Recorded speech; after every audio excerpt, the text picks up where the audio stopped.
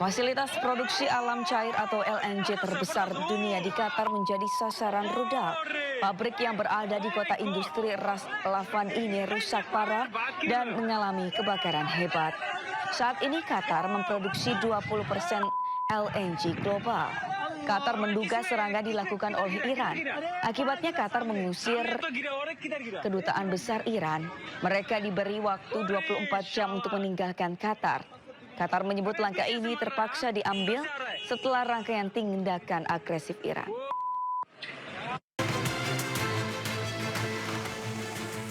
F-35 milik Amerika Serikat diduga jatuh usai dihantam misil pertahanan udara Iran. Garda Revolusi Iran mengklaim berhasil menembak jet F-35 tersebut hingga rusak parah.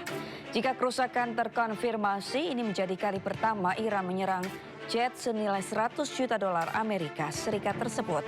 Hal ini berbalik dengan klaim dari juru bicara Pusat Komando Amerika Serikat. Jet tempur F-35 dilaporkan terpaksa mendarat karena keadaan darurat. Badan pesawat dan pilot pun mendarat dengan selamat.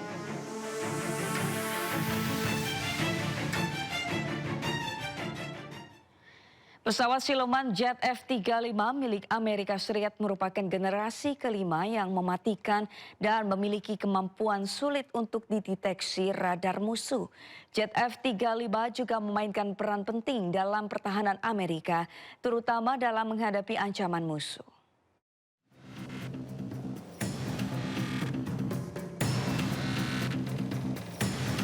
Jet tempur siluman F-35 adalah pesawat tempur generasi kelima yang diproduksi oleh Amerika Serikat.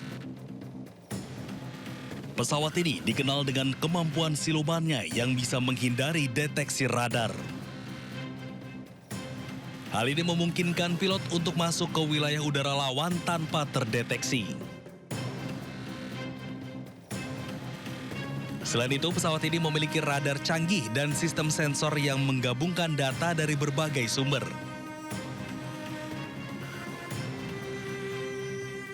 F-35 juga dapat membawa 7 ton bom dan rudal termasuk bom pintar dan rudal udara ke udara. Pemirsa, terjadi serangan rudal balistik oleh Iran ke perusahaan minyak Aramco di Riyadh, Arab Saudi.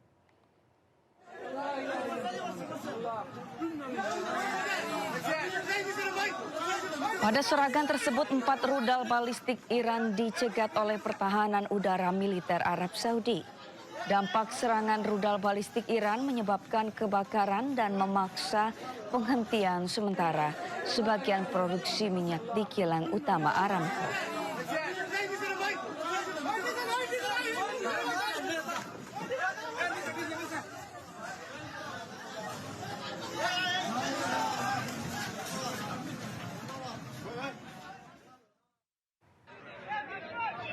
Fasilitas produksi alam cair atau LNG terbesar dunia di Qatar menjadi sasaran rudal. Pabrik yang berada di kota industri Ras Laffan ini rusak parah dan mengalami kebakaran hebat. Saat ini Qatar memproduksi 20% LNG global. Qatar menduga serangan dilakukan oleh Iran. Akibatnya Qatar mengusir kedutaan besar Iran. Mereka diberi waktu 24 jam untuk meninggalkan Qatar. Qatar menyebut langkah ini terpaksa diambil setelah rangkaian tindakan agresif Iran.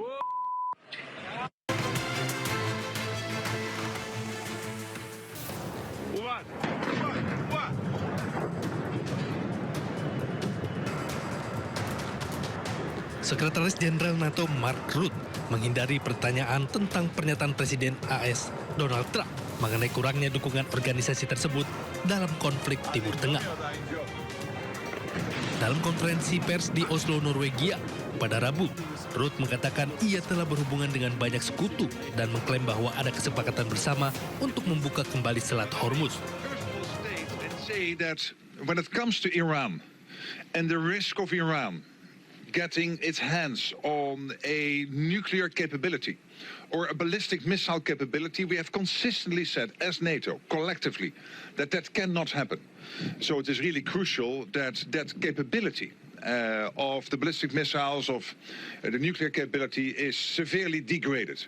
When it comes to the Strait of Hormuz, I've been in contact with many allies. We all agree, of course, that strait has to open up again. And what I know is that allies are working together, discussing how to do that. What is the best way to do it? They are working on that collectively to find a way forward. Sebelumnya Presiden AS Donald Trump telah menyuarakan kekecewaan atas keengganan sekutu NATO untuk ikut serta dalam upaya membuka kembali Selat Hormuz dan mempertanyakan komitmen NATO dalam membantu Amerika Serikat. We spend trillions and trillions of dollars on NATO to defend other countries. And I always said, but if it ever comes time to defend us, they're not going to be there. Many of them would not be there. And we're going to have to start thinking more wisely in this country. Some have been very good. One or two have been great. I'll tell you who the great ones are at the right time. Hal ini menyusul konflik antara Amerika Serikat dan Israel terhadap Iran yang dimulai pada 28 Februari. Pertemuan tersebut juga mengganggu jalur pelayaran, termasuk Selat Hormuz yang telah mendorong harga minyak di atas $100 AS per barel. Perdana Menteri Israel Benjamin Netanyahu kembali muncul ke publik dan menyampaikan keterangan pers. Netanyahu meyakinkan publik bahwa dirinya masih hidup. To the foreign press, first of all, I just want to say, I'm alive, and you're all witnesses. Perdana Menteri Israel Benjamin Netanyahu menepis kabar kematiannya yang viral di media sosial dengan menyatakan dirinya masih hidup. Dalam keterangan persnya, Netanyahu menegaskan dirinya masih hidup dan meminta publik tidak terpengaruh oleh informasi palsu.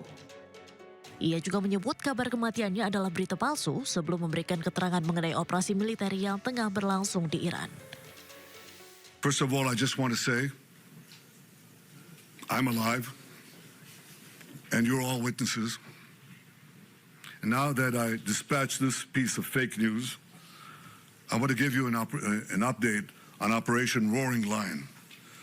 Under President Trump's visionary leadership, America and Israel are acting together in Iran with great determination and unprecedented strength. Meski demikian, sejumlah warganet meyakini video yang diunggah juga merupakan hasil rekayasa artificial intelligence atau AI. Warganet memandang ada kejanggalan pada lengan baju di pergelangan tangan kiri Netanyahu. Sebelumnya keberadaan Perdana Menteri Israel dipertanyakan publik setelah kemunculannya menuai kecurigaan. Publik menemukan berbagai kejanggalan mulai dari jari 6 hingga cincin yang hilang.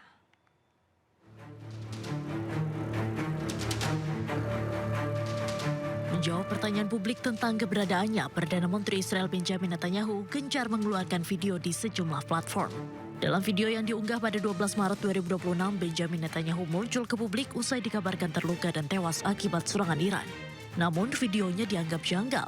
Jari Netanyahu terlihat ada 6 di tangan kanan. Dianggap tak wajar, publik pun menyebut video Netanyahu dibuat dengan artificial intelligence atau AI. Pada 16 Maret 2026, unggahan Netanyahu di akun pribadinya juga menyita perhatian publik. Ia muncul menyapa warga di sekitar kedai kopi. Namun, lagi-lagi warganet dibuat curiga dan menuding video yang dibagikan dibuat dengan artificial intelligence atau AI. Karena cincin di jari Netanyahu terlihat tak nyata. Di awal terlihat, namun saat bergerak cincin di jari kirinya hilang. Netanyahu juga sempat mengeluarkan video bersama Duta Besar Amerika Serikat untuk Israel, Mike Huckabee, di media sosial miliknya. Namun lagi-lagi publik dibuat curiga karena jari Netanyahu saat bersalaman berjumlah 4. Netizen pun menduga video Netanyahu dibuat dengan AI. Dalam dialognya dengan Duta Besar Amerika Serikat untuk Israel, ia sempat mengeluarkan kartu yang berisi nama-nama orang yang ia targetkan.